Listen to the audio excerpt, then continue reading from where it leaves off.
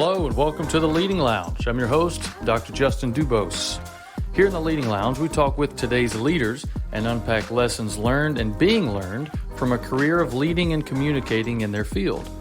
These conversations are designed to be both informal and informative, and we want to equip you with wisdom and tools to empower you as a leader where you are and where you want to be. Hey everybody, welcome to episode 45 of the Leading Lounge. So happy to have you back here with me.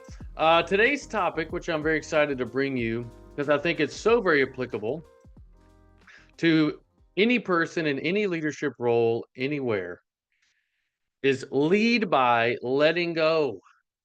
Lead by letting go. Empowering success and failure. Gosh, such a great topic. Lead by letting go. Take your hands off the wheel of leadership and empower your people to both succeed and or fail. So it's from this book, The Leadership Challenge, which every episode we have a link to in the video description if you're watching on YouTube, or in the show notes if you're listening on a podcast platform.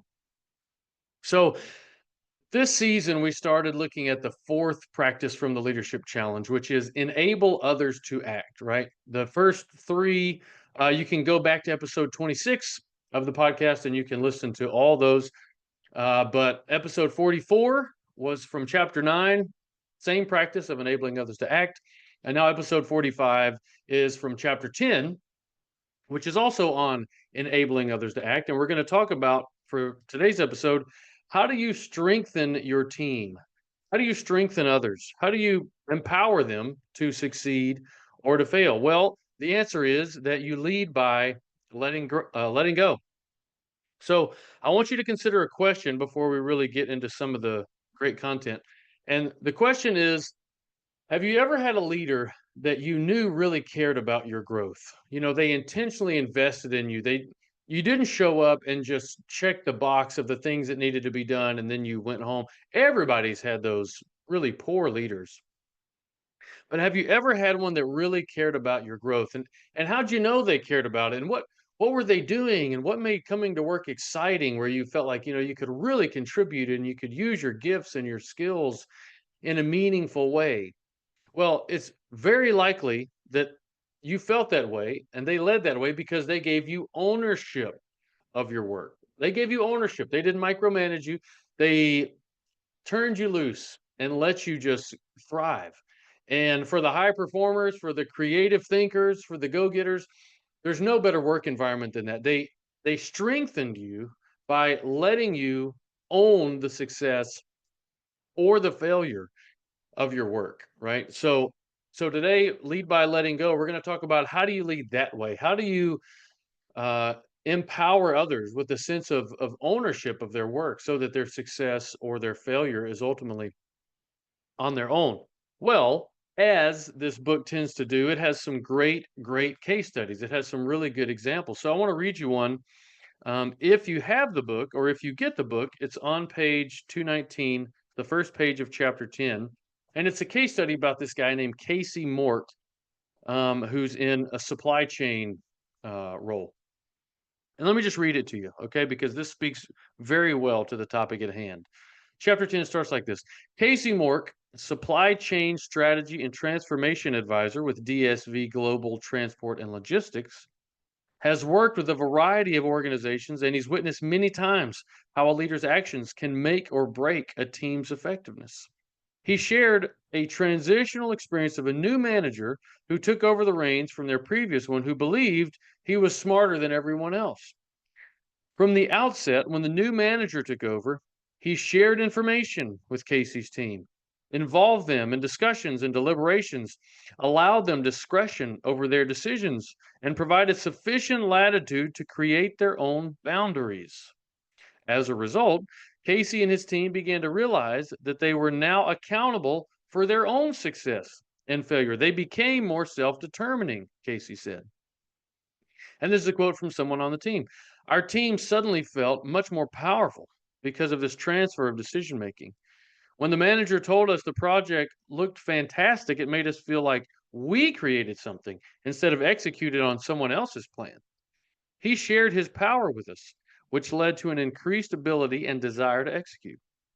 Given more opportunities to be self directed and make real decisions, we began to gain this incredible new sense of competence and confidence because we knew our success and failure was on us and us alone. And now it shifts from that quote back to Casey. Looking back on this experience, Casey reflected on how real latitude and not close supervision allowed for the most efficient means of collaboration.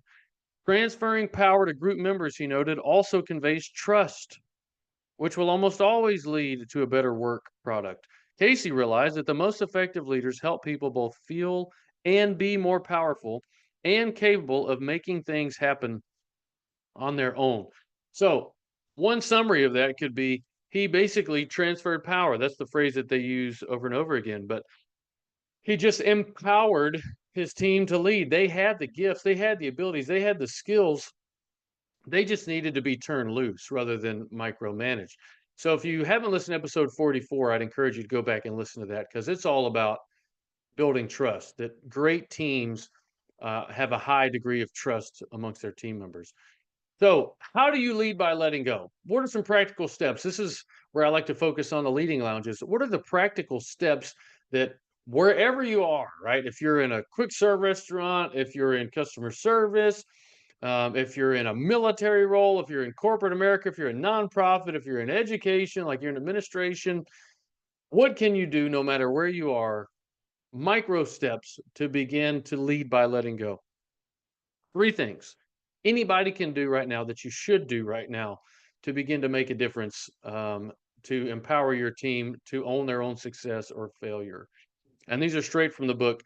The first is give them choices. Give them choices.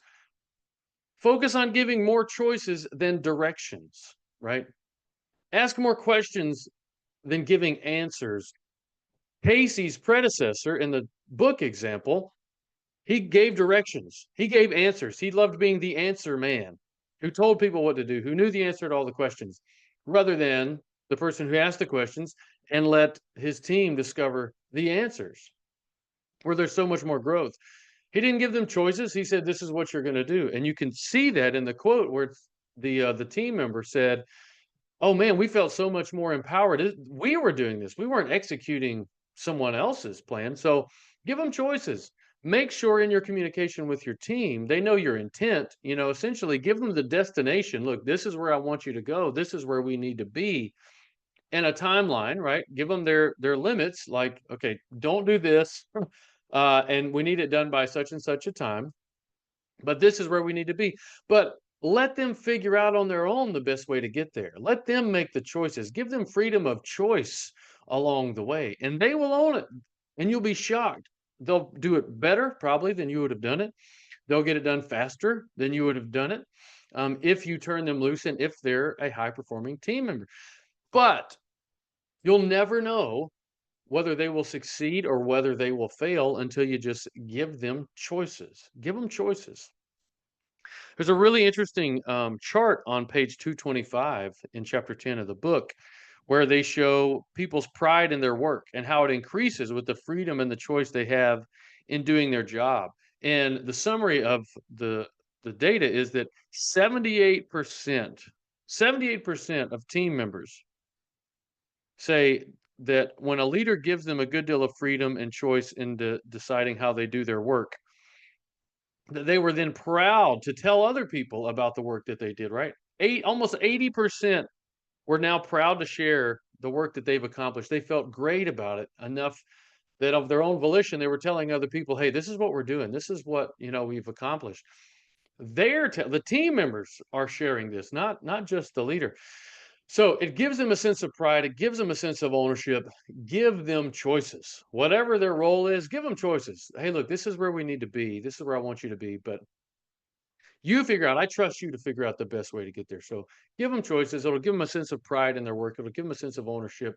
And it'll free you up from having to be really involved in the project. Let them own it. And then you can move on to bigger, better things. Second thing I would say is structure jobs to offer latitude, right? Structure their jobs to offer latitude. Give them the ability within the role that they have to exercise independent judgment. In other words, don't just say if they're a really good leader, they're really high quality, do not just give them a checklist and be like, okay, you follow these sequence of steps and you do these things in this order all the time. And there's no room for you to make a judgment call. You just follow the steps, right? All you're going to do is crush your high performing people because, in the words of a famous commercial, that's so easy a caveman can do it. So structure their jobs to offer latitude.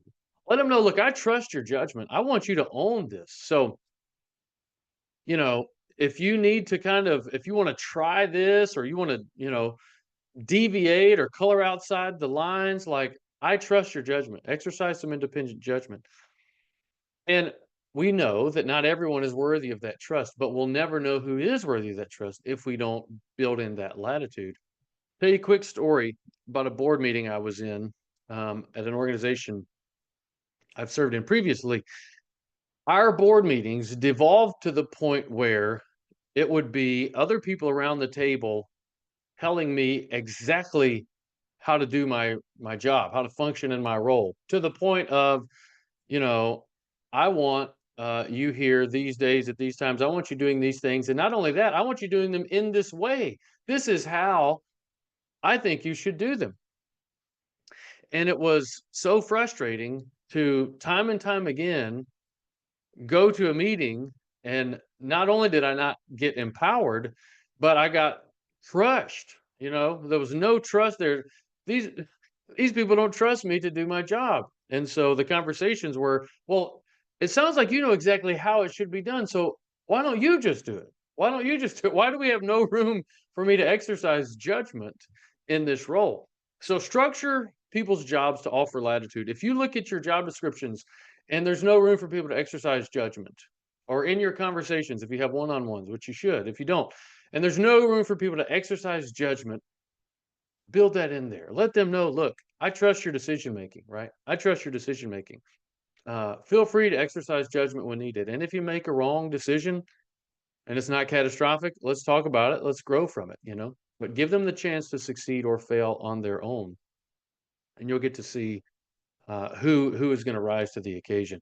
And the third thing I would say, as far as leading by letting go, is just coach them along the way. Have those one-on-ones. Have times built in where you go, all right, how's it going? I want to hear how's it going. What struggles are you having? What successes are you having? What's your win? How can I help you?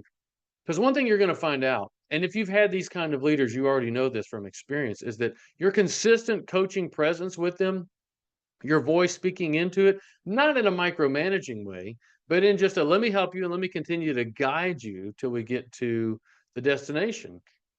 It's gonna when you make sure you're available to give them direction, then they are going to lean into that.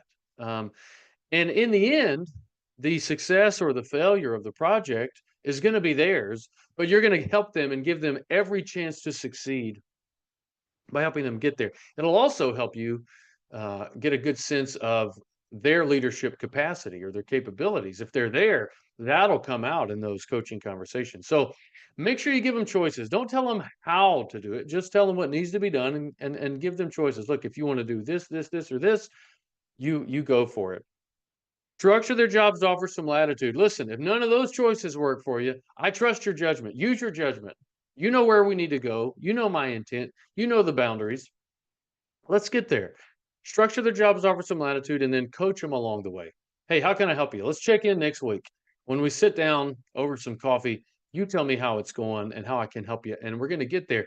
And then you're going to empower them to own the success or the failure of the project. And that's going to do so much for you and for them and for the team and for the organization. And everyone wins when you implement those three things. And those are three things you can do now. So when you begin to do these, your strong performers, your creative thinkers, your go-getters, they're going to rise to the top. And your team members are going to be growing individually. They're going to grow so much faster if you let go. And they're going to grow together as a team. They're going to grow stronger, and you'll have a much better, more cohesive team, more high-performing team, like we talked about in episode 44. Most importantly, perhaps, is all this will give you too a foundation for accountability. Accountability is one of the things over and over again that teams struggle with, organizations struggle with. How do I hold someone accountable? Well, if you truly give them the option of success or failure and it's on their own merits, now you're holding them accountable, right? And if you coach them along the way, you've given them every chance to succeed. So when you have those accountability conversations, look, you did this or you failed to do this. But either way, it's on you, right? So it gives you a strong foundation for accountability. Let them own their success, let them own their failure, hold them accountable, help them every step of the way, give them every opportunity to succeed, but lead them by letting go of them, right? Empower them to succeed or fail on their own. So easier said than done, right? If you need help with that and you just go, man, that sounds great in theory, I don't know how to put it into practice, then that's what I'm here for. Reach out if I can help coach you through that. Because again, coaching is an accelerator, as I've said before, to go, I don't know how to do this. I want to, I see the value in it. I just don't know how. And we can sit down together and go, all right, tell me about your team. Tell me about your context. Tell me about your situation. What's going on? Let's help you get there. Let's help you start doing some of these things now.